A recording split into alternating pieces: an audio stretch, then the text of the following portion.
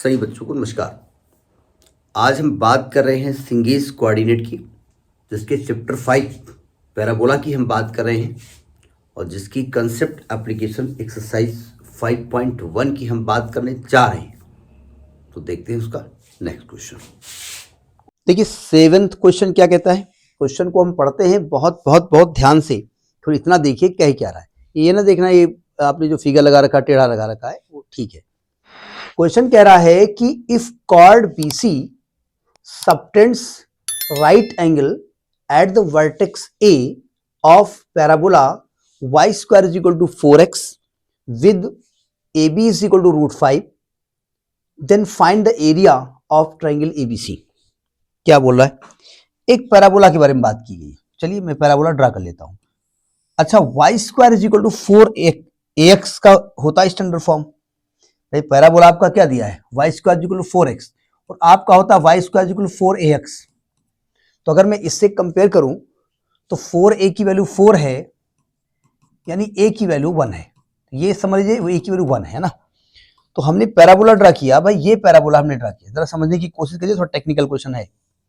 इसका vertex a है, तो इस स्टैंडर्ड इक्वेशन में वर्टेक्स के कोऑर्डिनेट में ज्यादा दिमाग तो लगाना नहीं है। हम जानते हैं कि वर्टेक्स के कोऑर्डिनेट क्या है, 0,0।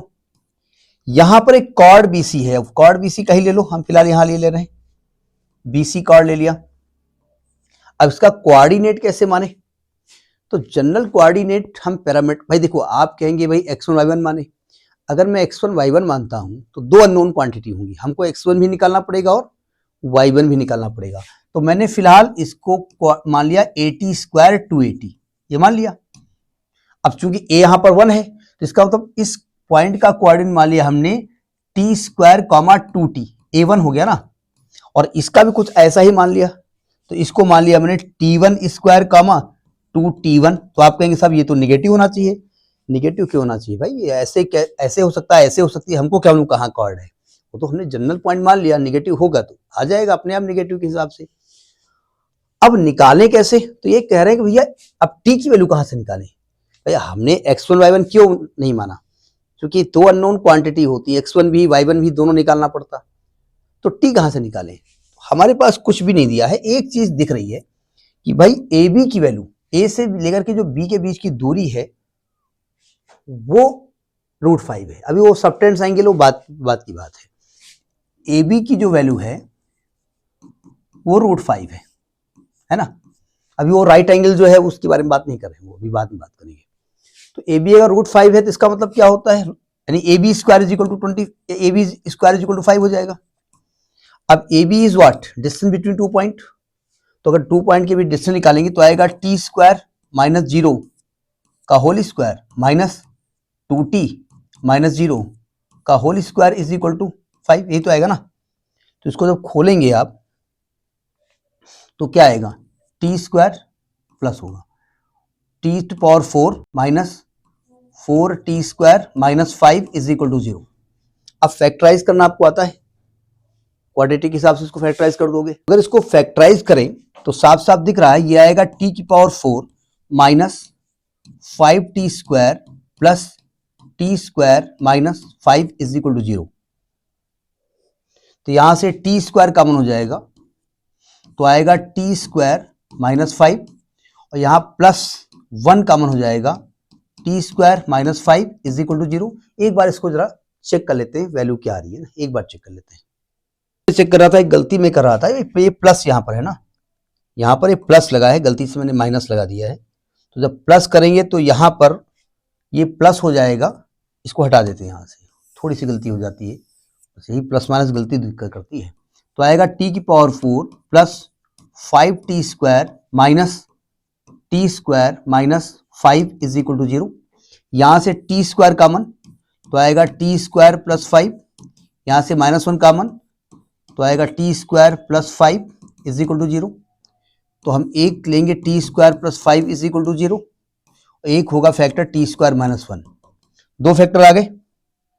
यानी जब आप t² प्लस 5 को 0 करोगे तो क्या मैं कह सकता हूं कि t की वैल्यू रूट के अंदर -5 आएगी, जो कि इमेजिनरी होगी, तो उसका काम ही खत्म। क्योंकि इमेजरी पैराबोला तो है नहीं, ये तो वास्तव वाला है ना। और जब टी स्क्वायर -1 को 0 करोगे तो टी की वैल्यू आएगी +-1, तो टी की वैल्यू यहां 2 आ गई +-1। ठीक, अब इसका क्या करना क्या नहीं करना वो बात की बात है, जरा समझिएगा, क्योंकि हम टी के बारे में बात कर रहे हैं, यानी इस पॉइंट के बारे में बात कर रहे हैं, क्योंकि हमने पॉइंट फर्स्ट कोऑर्डिनेट में लिया है, हमने फर्स्ट। अब आप ये कह सकते हैं आप एक ही तरफ ले लो, तो एक ही तरफ करोगे तो राइट एंगल ट्रायंगल ए पे कहां करेगा भाई, उन्होंने कहा जो ए बी है ना वो राइट एंगल ट्रायंगल, आप टी को +1 लिखेंगे ना, आप कहीं भी माइनस ले लो तो नहीं ले सकते हो ना भाई। देखो आपसे ये कह रहे हैं कि क्वेश्चन को ध्यान से देखिए, पूरा नहीं पढ़ा था, उन्होंने कहा BC subtends right angle eight vertex. भाई राइट एंगल अगर सबटेंड करना है तो बीसी एक, भाई कोई पैराबोला है, ये मैं छोटा बनाता हूं, कोई पैराबोला है, एक ही तरफ अगर आप लाइन ले लोगे तो इस पॉइंट पे कहां राइट एंगल बनाएगा भाई, इसको इस प्रकार से राइट एंगल बनाना है ना, ये 90 डिग्री बनाना है ना, ठीक है। तो उन्होंने कहा ये एक राइट एंगल ट्रायंगल बना रहा है ना यहाँ पर, ये बोला है, इसलिए अब एक पॉइंट इधर लेना पड़ेगा, एक इधर लेना पड़ेगा, तभी तो ऐसा बनेगा ना। तो हमने उसको जो कि फर्स्ट क्वाड्रेंट में लिया है तो टी को +1 लेना पड़ेगा, तो टी को +1 लेना पड़ेगा, तो बी का कोऑर्डिनेट 1, 2 आएगा। आप कहेंगे आप करना क्या चाहते हो, हम एक्चुअली में तीनों कोऑर्डिनेट निकालना चाहते हैं। फायदा क्या होगा, फायदा ये हो जाएगा कि हम एरिया ऑफ ट्रायंगल एबीसी निकालना चाहते हैं, तो एबीसी तो राइट एंगल ट्रायंगल है, और राइट एंगल ट्रायंगल में ये वाली साइड हमको दी हुई है ए बी किलो √5। अब ये साइड और निकाल लें तो हाफ बेस इंटू हाइट कर देंगे, तीनों कोऑर्डिनेट निकल आएंगे, तब भी काम चल जाएगा। ठीक है, अब तीनों कोऑर्डिनेट निकले कैसे, अब वो देखना पड़ेगा। अब फिलहाल टी की वैल्यू तो आ गई, जरा समझने की कोशिश करो। तो इतना तो समझ में आ गया, इसलिए इसको रब किया जा सकता है ना, तो इसको हम रब कर दें। अब जरा समझिएगा इसको कैसे दिमाग लगाया जाए इसमें। अब देखो मतलब सी का कोऑर्डिनेट निकालना पड़ेगा ना। अब आप कहेंगे T1 T2 नहीं होता है, कॉर्ड के दूसरे एंड का कोऑर्डिनेट चेंज होता है। अब वो एक मेथड है, अभी हम बताएंगे, वो कुछ निकल के आएगा। देखो अगर मैं ए बी का स्लोप निकाल लूं, ए सी का स्लोप निकाल लूं, मैं फिलहाल टी मान के ही निकालने जा रहा हूं, उसका टी मानूंगा, इसको T1 मानूंगा, और दोनों का स्लोप निकाल के M1 M2 मान लूं।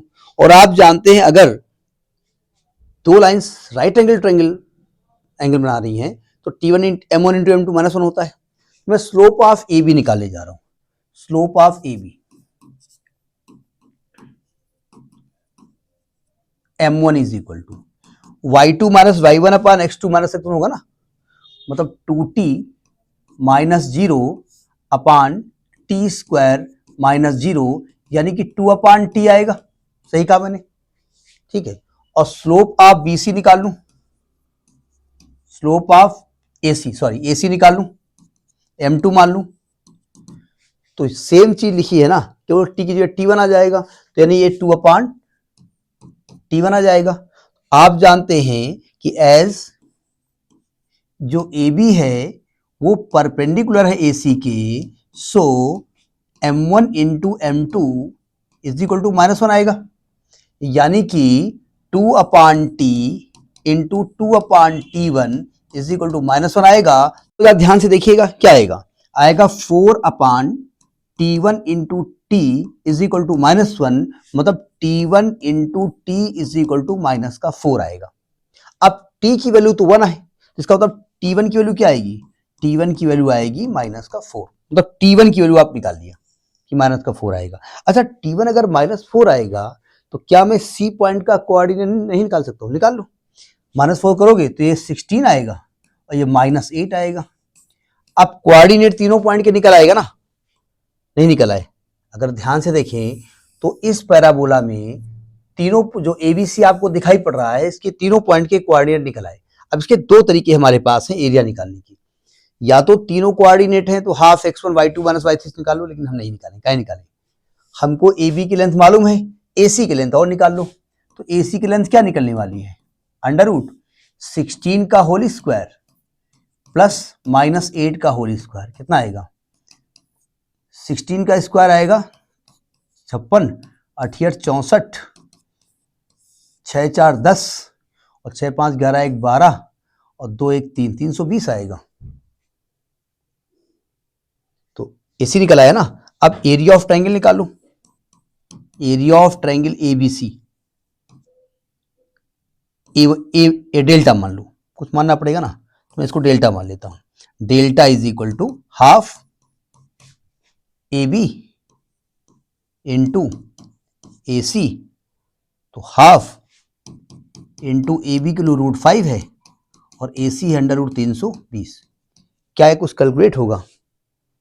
ये √16, अच्छा हाँ फैक्टर कर लो, 1/2 इंटू √5 इंटू 320 को क्या लिख सकते हो?